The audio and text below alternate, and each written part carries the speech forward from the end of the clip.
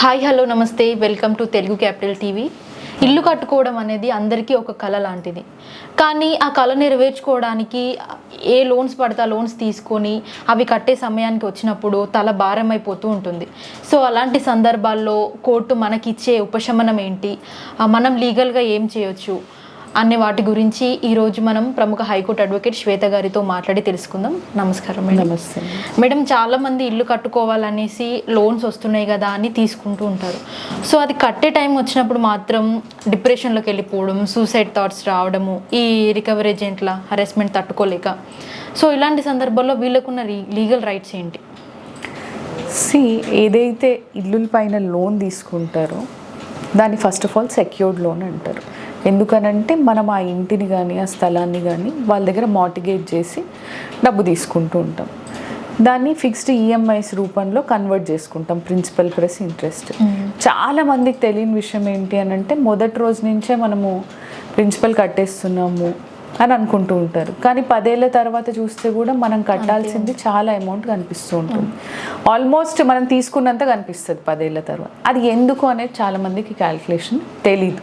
Okay, తీసుకునేటప్పుడు ఇల్లు కొనుక్కోవాలి అనే ఆనందంలో తీసుకుంటారు, కానీ ఆ తర్వాత ఆ లోన్ ఎంత భారం అయిపోతుంది అనేది చాలామంది ఆలోచించారు.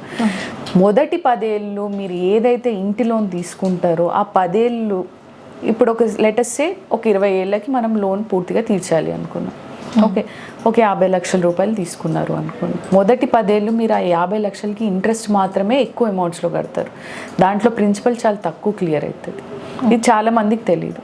అందుకే వెనక్కి తిరిగి 10 ఏళ్ళ తర్వాత చూసుకున్నప్పుడు కూడా ఏంటి, నేను తీసుకున్నది 50 లక్షలే, మళ్ళీ ఇప్పుడు నేను కట్టాల్సి ఉంది ఇంకా 50 లక్షలు ఉంది, ఇది ఎలా పాసిబుల్ అని అనుకుంటారు. 50 లక్షలు తీసుకుంటే మీరు 20 సంవత్సరాలు పెట్టుకున్నట్టయితే అది ₹1,00,00,000 అవుతుంది. సో మొదటి 10 ఏళ్ళు మీరు కట్టేది ఇంట్రెస్ట్, సెకండ్ హాఫ్ ఏదైతే ఉంటుందో నెక్స్ట్ 10 ఏళ్ళు అది కట్టేది most of the times principal ఉంటుంది.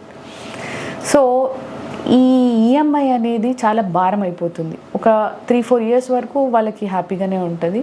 కానీ ఈ లే ఆఫ్స్ వల్ల కానీ లేకపోతే కెరీర్ సరిగ్గా ఉండకపోవడము, ఏదో ఫైనాన్షియల్ క్రంచెస్ రావడము, హెల్త్ పాడైపోవడము, అలా వాళ్ళకి ఖర్చు అయిపోయినప్పుడు యూజువలీ బ్యాంక్ ఏం చేస్తుంది, వాళ్ళకి డౌట్ఫుల్ ఎసెట్ అనుకున్నప్పుడు వీళ్ళు కంటిన్యూస్గా లేదు అని అంటే అప్పుడప్పుడు 3 times ఎప్పుడైనా బౌన్స్ చేసినట్టయితే, అంటే రైట్ టైంకి పేమెంట్ చేయకుండా లేట్ పేమెంట్స్ చేసినా కానీ కంటిన్యూస్గా 3 times చేసినా కానీ అది ఎన్పిఏ కిందకి కన్వర్ట్ చేసుకుంటారు. దానికి ఒక చట్టం ఉంది. వీళ్ళు బ్యాంకర్స్కి రికవర్ చేసుకోవడానికి సెక్యూర్డ్ లోన్స్ని వీళ్ళకి సర్ఫేసీ యాక్ట్ అనేది ఒకటి ఉంది. ఈ సర్ఫేసీ యాక్ట్ 2002 ఏం చెప్తుంది అని అంటే, ఎవరైతే బ్యాంకర్స్కి లయబుల్ ఉంటారో అంటే అప్పు తీసుకొని ఉంటారో వాళ్ళు ప్రాపర్గా డబ్బు కట్టని పరిస్థితుల్లో మీరు వాళ్ళ ఎసెట్స్ పైనకి వెళ్ళి వాటిని ఆప్షన్ పెట్టేసి అమ్మేసుకొని అక్కడి నుంచి రికవర్ చేసుకోవచ్చు అని. సో దీనికి వాళ్ళు ఏం చేస్తారంటే most of the times bankers, దీనికి ఒక సెపరేట్ కోర్టు ఉంది, ట్రిబ్యునల్, దాన్ని డెట్ రికవరీ ట్రిబ్యునల్ అంటారు. ఆ కోర్టుని అప్రోచ్ అయ్యి మేము పలానా వ్యక్తికి ఇంత అప్పించాము, ఆయన పే చేయట్లేడు, ఈ నోటీస్ కూడా పంపించాము, ఇంకా కూడా ఆయన రియాక్ట్ అవ్వట్లేదు, సో మేము దీని పొసెషన్ మేము తీసేసుకుంటాము ఈ ప్రాపర్టీని మా చేతుల్లోకి, అండ్ మేము తనఖా పెట్టేస్తాము. అంటే అసెట్ రీకన్స్ట్రక్షన్ కంపెనీస్కి అమ్మేయడము, లేదు అని అంటే వేలం పాటలో అమ్మేసుకొని మేము డబ్బు రికవర్ చేసుకుంటాము అని ఒక అప్లికేషన్ ఇస్తారు బ్యాంకర్స్. ఓకే, సో ఇలాంటి పరిస్థితుల్లో కొన్నిసార్లు ఏమవుతుంది అంటే బ్యాంకర్స్ ముందుగా నోటీస్ ఇవ్వకపోవడము, లేదు అంటే సడన్గా వచ్చి తాళం వేసేస్తా అనడము, ఇవన్నీ జరుగుతూ ఉంటాయి. అలాంటప్పుడు వీళ్ళు భయభ్రాంతులకు లోన్ అవుతూ ఉంటారు ఎవరైతే లోన్ అవైల్ చేసుకున్నారు. సో ఈ డెటార్ అంటారు.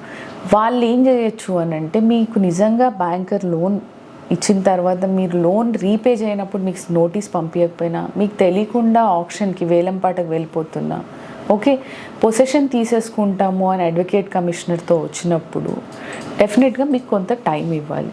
ఆ టైం స్పాన్లో మీరు కోర్టును అయితే అప్రోచ్ అయినప్పుడు డెఫినెట్గా కోర్టు మీరు కంప్లై చేస్తా అంటే స్టే ఇస్తుంది. ఓకే, దాని తర్వాత కొన్ని ఏళ్ళు సాగుతుంది.